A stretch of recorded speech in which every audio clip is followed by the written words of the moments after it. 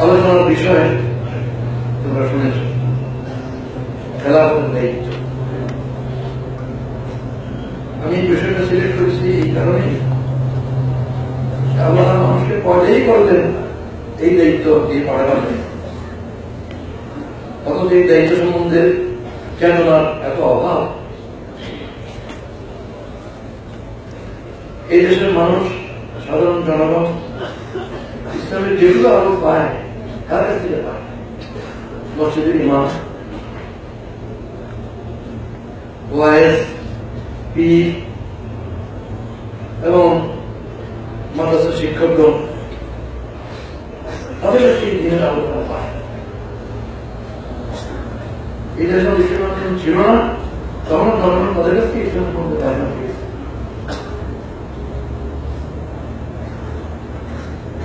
সাধারণ জনগণ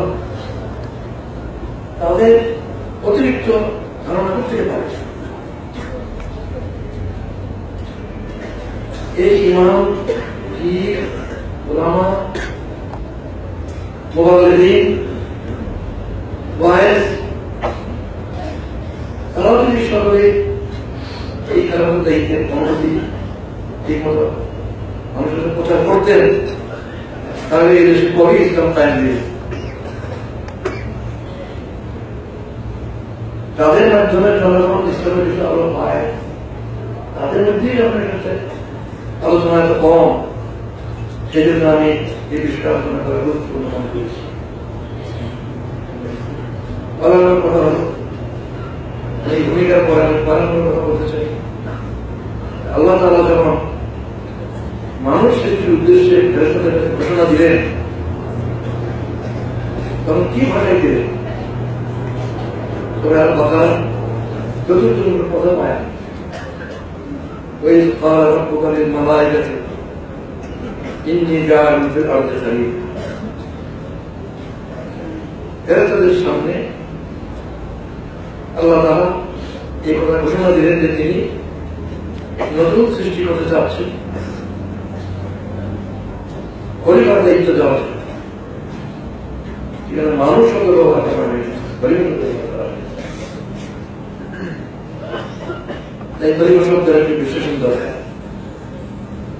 এই শব্দের মূল হল খালাক, যে রাত ফে রাতের প্রথমে দিন, দিন প্রথমে রাত, আর ঠিক সেখানে খেদমত ব্যবহার করা হয়েছে। এর থেকে খলিফার অর্থ হয়েছে।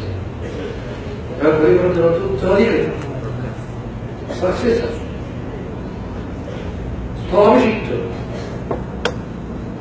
পরবর্তীকালে যে স্থান দখল করবে, এটা শান্তির অর্থ। প্রতিনিধি অর্থ যে আমরা এটা করি, এটা সেকেন্ডারি মিনিং। প্রতিনিধি মানেই হচ্ছে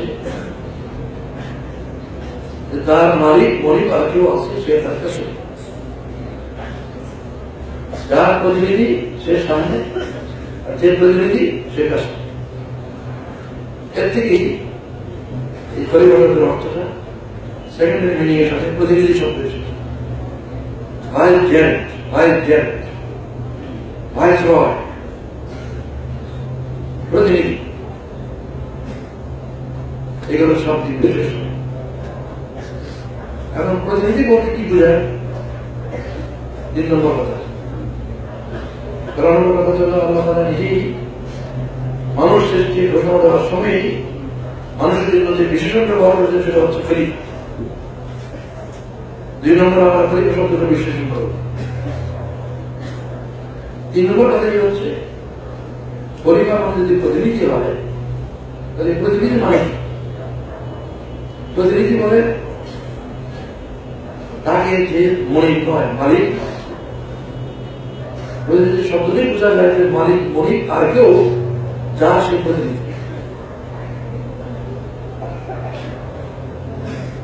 প্রতিনিধির ব্যাপারে পরের কথা হল,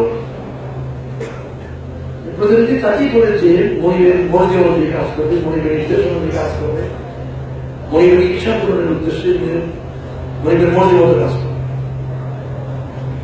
মনিবের ইচ্ছার বিরুদ্ধে নিজের মর্জি মতো কাজ করবে, প্রতিনিধি দায়িত্ব পালন করে। প্রতিনিধি মানেই হচ্ছে মালিক নয়, মনিব নয়। মনিব বা মালিক আর কেউ আছে যা সে প্রতিনিধি। প্রতিনিধির কাজই হল মালিকের পক্ষ থেকে দেওয়া দায়িত্ব পালন করা। মালিকের মর্জির মতো কাজ করা, মালিকের উদ্দেশ্য পূরণের উদ্দেশ্যে কাজ করা। 3 নম্বর কথা গেল। এরপর 4 নম্বর কথা বলব। মানুষকে যে খেলাধুলার দায়িত্ব দেওয়া হয়েছে, এই দায়িত্ব জিনিসটা কিরকম, মালিক এর মানে বুঝতে হবে। সূরা আল ইমরানের 183 নম্বর আয়াতটিকে স্মরণ করতে হবে। أفغير دين الله يبغون أفغير دين الله يبغون وله أسلم من في السماوات والأرض يطوعون وكرها وإليه يرجعون। আল্লাহ বলছেন মানুষ কি আল্লাহ দিন ছাড়া কোথাও থেকে দিন তালাশ করে? আল্লাহ দিন ছাড়া অন্য কিছু তালাশ করে?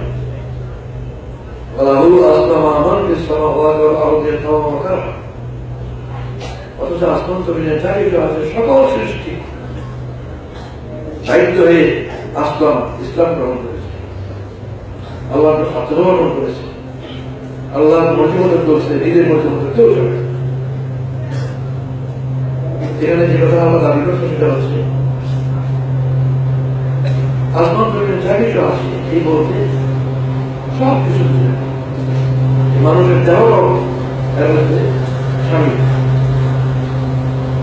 এই সমস্ত সৃষ্টি কেউ স্বাধীনভাবে চলছে না, নিজের মধ্যে মতো চলে যাচ্ছে এর কারণে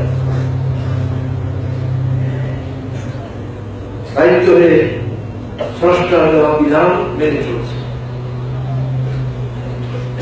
এখন থেকে নিয়ে সূর্য পর্যন্ত, ঘাস থেকে নিয়ে বটগাছ পর্যন্ত, পিঁপড়া থেকে নিয়ে হাতি পর্যন্ত, ছোট বড় সকল সৃষ্টির জন্য আল্লাহ বিধান দিয়েছে। বিনা বিধানে কোনো কিছু চলে না। একটা ঘাস তার জন্ম কিভাবে হবে, তার মৃত্যু কিভাবে হবে, তার খাদ্য কিভাবে হবে, তার সবকিছু একটা বিধান আছে। প্রতিটি সৃষ্টির জন্য বিধান আছে। এই যে এখন কোন ক্ষুদ্র পরিমাণে বস্তু, তার মধ্যে নিউট্রন আছে, প্রোটন আছে, তাদের মুভমেন্ট আছে, এই নিয়মগুলি কি মানে এখন রয়েছে, এখনো শক্তি আছে।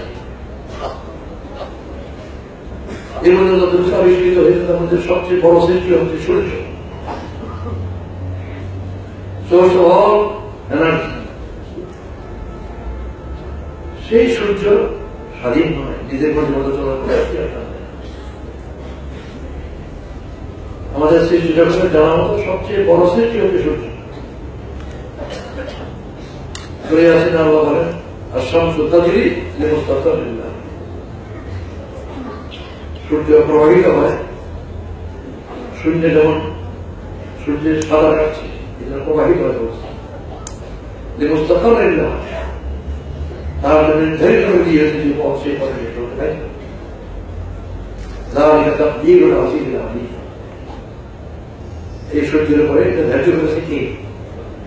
আজিজ ও আলীম। আল্লাহ নিজের স্পেশাল ব্যবহার করেননি, আল্লাহ সবই ব্যবহার করেননি, তার দুটা গুণ ব্যবহার করা হয়েছে, আজিজ ও আলীম। আজিজ মানে মহা শক্তিশালী, মহা পরাক্রমশালী, আলীম মানে মহাজ্ঞান। এই দুটো শব্দের ব্যবহার করার উদ্দেশ্য হচ্ছে সূর্যের মতো শক্তিশালী সৃষ্টির বড় যা শক্তিকার ক্ষমতা আছে, সেই কারণে এই নির্দিষ্ট পথ তার দীর্ঘ আজিজ আর আলীর ব্যবহার করে সেই জন্য মহাশৈলে কোটি কোটি গ্রহণপত্র আছে। কোথা দিয়ে চললে পরে কারোর জন্য চক্র লাগবে না, ঠিক মতো চাপে কোনো সমস্যা হবে না, এটা তিনি জানেন, তিনি তার জন্য পথ তৈরি করে দিয়েছেন। তাহলে এই সৃষ্টি জগতে কোন সৃষ্টি স্বাধীন নয়। সবচেয়ে বড় সৃষ্টি সূর্য, সেও স্বাধীন নয়। দর্শন গভীর হওয়া দুধের খবর, সূর্যের এই ক্ষমতা নেই যে চন্দ্রকে ধরে ফেলে। আল্লাহ না, রাতের ক্ষমতা নেই যে দিন শেষ হওয়ার আগে হারিয়ে হয়ে যায়। মানব দেহ আল্লাহ মানতে পারছে। কত বড় ক্ষমতাকে মুক্তি দেওয়া হয়েছে, সে মুক্তি করতে হবে। ইসলাম পরিচিতি বইটা নিশ্চিত করা করেছে সবাই। তিনি বলেছেন, যে ব্যক্তি এই মুখে বলে আমি আল্লাহকে বিশ্বাস করি না, আমি আল্লাহকে মানি না, এই কথাটা আল্লাহ নিয়ম মেনেই সে বলতে বাধ্য, আত্মভাবে বলতে পারে না। কথা বলার নিয়ম আল্লাহ কি দিয়েছে? এই ঠোঁট না হবে, জীবন হবে, কোন জাতিকে উচ্চারণ হবে। যদি আল্লাহকে না মানে কথা বলা আল্লাহ দেওয়া নিয়মকে বাদ দিয়ে বলুন না, সে মানে। সুতরাং আল্লাহকে মানি না কথা দেবো, আল্লাহর আইন মেনেই সে বলতে পারে। তাই মানব দেহ আল্লাহর আইন মধ্যে রাখছে, যা তেলে পুষ্টি হয় তাই খেতে হবে, অন্য কিছু জানে পুষ্টি হবে না। এই সৃষ্টি জগতে মানব দেহ সহ সকল সৃষ্টির জন্য আল্লাহ বিধান দিয়েছেন। এই বিধান নবী বাহিনী মানান খুব গুরুত্বপূর্ণ। এইসব বিধান, সূর্যের বিধান, চন্দ্রের বিধান, গাছের বিধান, ছোট ছোট গ্রহতা একেবারে বিধান, দেহের বিধান নবী বাহিনী মানান। বিধান রচনা করেছে কি? যিনি রচনা করেছেন তিনি ডাইরেক্ট এটা বিচারিত করে। তাই এই যার জন্য যে বিধান দেওয়া হয়েছে, এই বিধান অন্য কারোর সাথে দেওয়া হয়। তাই বলছেন আল্লাহ আসলাম ইচ্ছা হয়ে বলেছে, বাধ্য হয়ে আল্লাহ সবাই মেনে চলছে। তিনি বাধ্য করেছেন, আইন তিনি সরাসরি জারি করেন, অন্য কারোর সাথে করা নাই। কিন্তু মানুষের বেলায় এই দেহটা আসল মানুষ তো হয়, আসল মানুষ হচ্ছে রূহ। এটা নৈতিক সত্তা, এটা বস্তু সত্তা, এটা মেটেরিয়াল এক্সিস্টেন্স।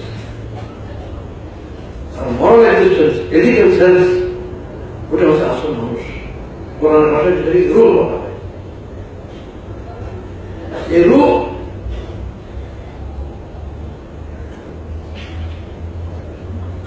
সৃষ্টি করা হয়েছে, সকল মানুষের রূপ একসঙ্গে সৃষ্টি করা হয়েছে। আল্লাহ সকল রূপ একসঙ্গে সৃষ্টি করে জিজ্ঞাসা করলেন, আমি তোমাদের রব নই? কালু বলা শাহেদ না। সবাই একসঙ্গে বলল, অবশ্যই তুমি আমাদের রব, আমরা সাক্ষী দিলাম। আমরা সবাই সেখানে ছিলাম, আমরা সবাই সেখানে ছিলাম, মনে নেই। মনে থাকলে তো ওহিটা জানা মাত্রা হয়েছে না, মনে নাই বলি ওহি দ্বারা জানা মাত্রা জানিয়ে দেওয়া হয়েছে। আমাদের সকলকে আমরা একই সঙ্গে পাঠা করেছে, রোগ একই সঙ্গে পাঠা করেছে। দুনিয়ায় পাঠানোর ব্যাপারে কেউ আগে কেউ পরে। এটা হচ্ছে আসল মানুষ। দেখো না, আসল মানুষ নয়। তোমরা জানো যে হাসরের দিন হাত পা সাক্ষী দিবে, আলিয়া মানা তোমালা নাই দি কথা সদা পা সাক্ষী দিবে, হাত সাক্ষী দিবে। কোর্টে কোন অপরাধী যদি দোষ স্বীকার করে, এটা সাক্ষী বানা না, এটা মানে কনফেশন। অপরাধ স্বীকার করবে, অপরাধ করেছে বলে স্বীকৃতি দিবে। সাক্ষী হচ্ছে তার বাইরে বাইরে লোক। হাত পা আমার না, আমার বিরুদ্ধে সাক্ষী দিবে, আমি কি আমার বিরুদ্ধে সাক্ষী করবে? সাক্ষী মানে বাইরে। এই দেহটা মানুষ নয়, দেহটা আমি নয়। আমি দেহটাকে ছেড়ে চলে যাবো, তোমরা এই দেহটাকে কষ্ট করবে, আমাকে যেতেও দেখবে না। ওইটা হচ্ছে মানুষ। এই মানুষের জন্য যে আল্লাহ বিধান দিয়েছেন, এটা নবীর মাধ্যমে পাঠিয়েছেন। যেহেতু নবীর মাধ্যমে পাঠিয়েছেন, সেজন্য তিনি নিজে জারি করবেন না, এটা সিদ্ধান্ত করেছেন। পরিবর্তন হয় না। যদি আল্লাহ নিজে মানুষের জন্য যে বিধান দিয়েছেন নবীর মাধ্যমে, সেই বিধান যদি নিজেই জারি করার সিদ্ধান্ত করতেন, নবী পাঠাতেন না। যেমন সূর্যের বিধান নবী ছাড়া পাঠিয়েছেন, দেহের বিধান নবী ছাড়া পাঠিয়েছেন, সরাসরি দিয়েছেন। ঠিক মানুষের বিধান তিনি সরাসরি জারি করতেন, নবীর কোনো দরকার নেই। মানুষের জন্য বিধান নবীর মাধ্যমে পাঠার উদ্দেশ্যই হচ্ছে এটা তিনি নিজে জারি করবেন। কে জারি করবে? তাহলে বিধানটা তিনি নিজে জারি করবেন না, তার পক্ষ থেকে জারি করার দায়িত্ব দেওয়া হয়েছে কাউকে। কারোর পক্ষ থেকে কাজ করার জন্য মনিরের পক্ষ